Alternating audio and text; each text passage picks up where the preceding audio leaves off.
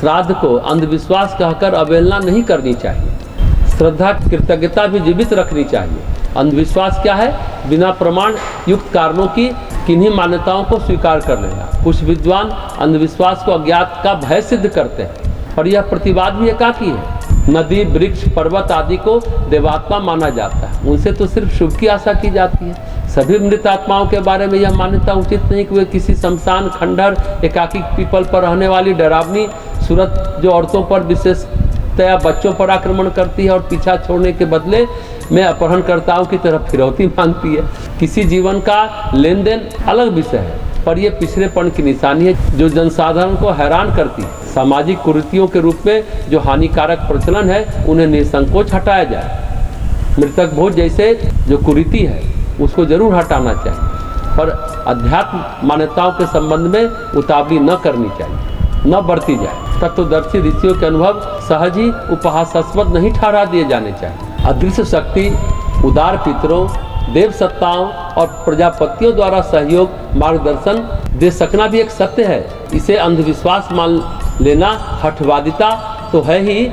अकृतज्ञता भी है। पितर हमारे अदृश्य सहायक है, जैसा हमने पहले भी कहा। उनके प्रति गहन श्रद्धा भाव की आवश्यकता है। पितरों को हम श्रद्धा देंगे तो हमें शक्ति देंगे, क्योंकि पितर वे हैं जो पिछला शरीर त्याग चुके किंतु अगला शरीर अभी प्राप्त नहीं कर सके। इस मध्यवर्ती स्थिति में रहते हुए वे अपना स्तर मनुष्यों जैसा ही अनुभव करते हैं। मुक्त आत्माओं, प्रजापति या ब्रह्म को तो मनुष्य की किसी सहायता की आवश्यकता नहीं है, किंतु पितरों को ऐसी आवश्यकता होती है। इसलिए पूर्वजों, ऋषियों, मनुष्यों ने पितर पूजन, श्राद्ध कर्म की परंपराएं प्रचलित की। एक प्रश्न और भी विचारणीय है कि क्या मरे हुए व्यक्तियों का श्राद्ध कर्मों से कुछ लाभ है कि नहीं? संशय बुद्धिवादियों को बना रहता है। इसके उत्तर में यही कहा जा सकता है कि अवश्य होता है। संसार एक समुद्र के समान है जिसमें जल कणों की भांति हर एक जीव है। विश्व एक शिला है तो व्यक्ति एक परमाणु है। जीवित या मृत आत्मा इस विश्व में मौजूद है और अन्य समस्त आत्माओं से उसका संबंध है।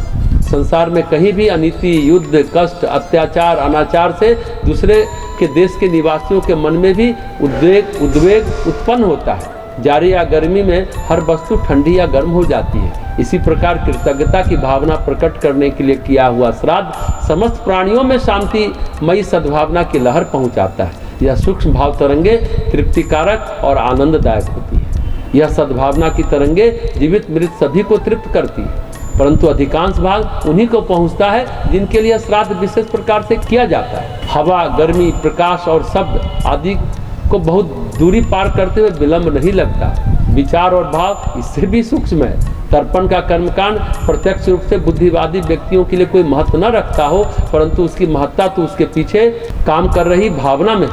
मनुष्य और मनुष्य के बीच जो अंतर है वह भावना का ही तो अंतर है। यह भाव निकल जाए तो धार्मिक क्रियाएं व्यर्थ, शक्तिहीन, नीरस एवं निष्प्रयोजन हो जाएंगी। श्रद्धा के अभाव में, जैसा हमने पहले कहा, यज्ञ करना और भट्ठी जलाना एक समान है। यह संसार कर्मफल व्यवस्था के आधार पर चल रहा है। जो जैसा बोता है वह वैसा काटता है। दान का परिणाम लोक और परलोक दोनों में ही होता है। ब्रह्म पुराण में भी लिखा है कि मनुष्य को पितृगण की संतुष्टि तथा अपने कल्याण के लिए श्राद्ध अवश्य करना चाहिए। श्राद्धकर्ता केवल अपने पितरों को ही तृप्त नहीं करता, बल्कि वह संपूर्ण जगत को संतुष्ट करता है। इस प्रकार सभी को चाहिए कि वह हव्य से देवताओं को, कब्र से पितृगणों को तथा अन्न से अपने बंधुओं परिजनों का सत्कार पूजन करें। देव, पितर और बांधवों के श्रद्धापूर्वक पूजन से मनुष्य परलोक में पुष्टि, विपुल यश तथा उत्तम लोकों को प्राप्त करता है। यम स्मृति में यहाँ तक कहा गया है, जो देवता, अग्नि और पितृगण की पूजा करते हुए सबकी अंतरात्मा में रहने वाले विष्णु की ही पूजा करते हैं।